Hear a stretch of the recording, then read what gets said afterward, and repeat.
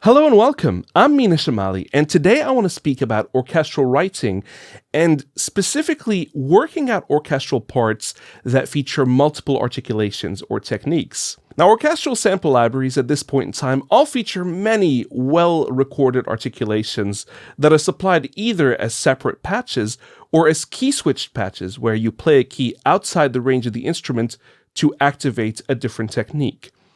And while that's really awesome to have, I often find it frustrating when I'm trying to write an orchestral line and work out what it sounds like when there are multiple articulations and techniques switching, and trying to do that in a natural way. Because if you think about it, an orchestral player isn't pressing a button to activate a new technique. They're just doing it on the fly. And if you're playing the piano, you're doing the same thing. You're not thinking, okay, now I got to play a short note. Now I got to play a long note. So let me press an extra button. You're just doing it like this.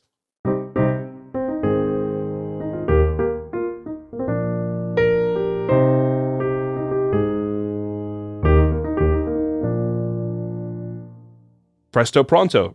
Pretty natural and pretty musical. And I'd love to be able to do that with orchestral libraries naturally on the fly. Now, there have been a couple of sample libraries aimed at solving that exact problem, but A, they're few and far between, and B, and more importantly, I don't have them yet. So how do I approach this using the libraries I already have? Here's the kind of technique I developed to approach this, and the key to it is having an orchestral sample library with separate patches for each articulation, or at least having the option to do that in some way. So what I've got loaded up here is the Orchestra by Sonuscore, which is not the most extensive library, but it's solid, it sounds good, and it gets the job done. And it features separate articulation patches. Here what I've got loaded up is the first violin's Staccato patch, which is velocity sensitive and always fun to play.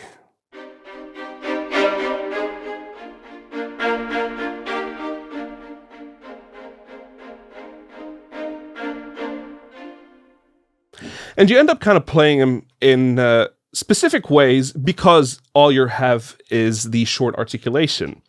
And similarly velocity sensitive is the Marcato patch, which you can do stuff like this.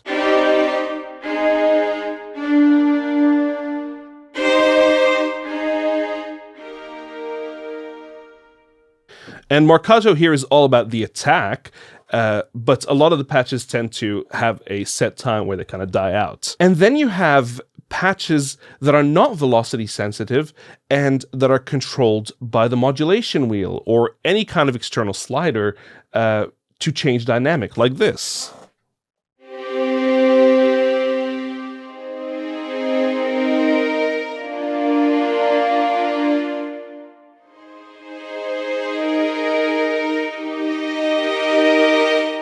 And it's the same when you have a legato articulation, which is usually monophonic.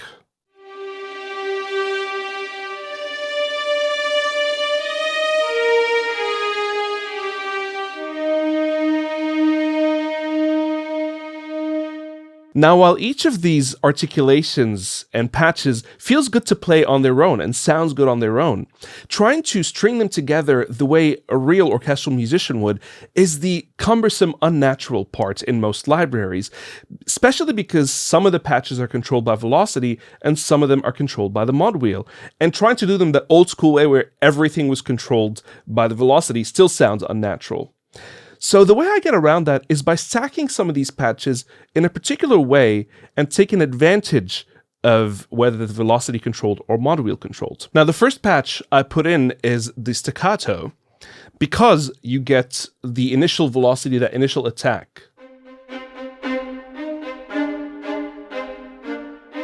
But you don't get the length. The second patch I put in is the Marcato because you still get velocity control and you get quite a bit of length. And when you play the staccato and the Marcato together,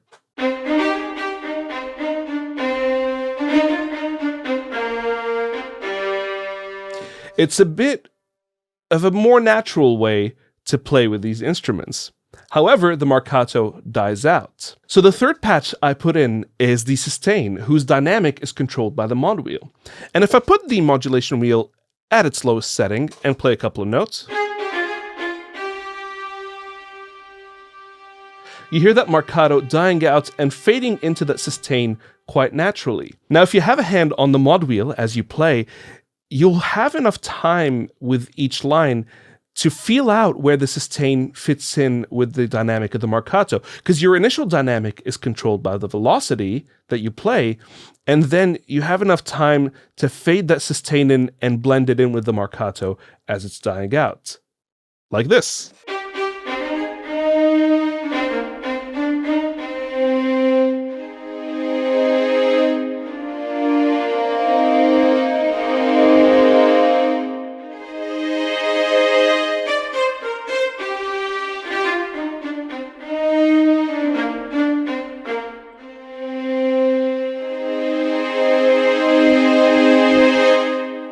Now, this might not be perfect, and in fact, it might not even be what you want the final result to sound like.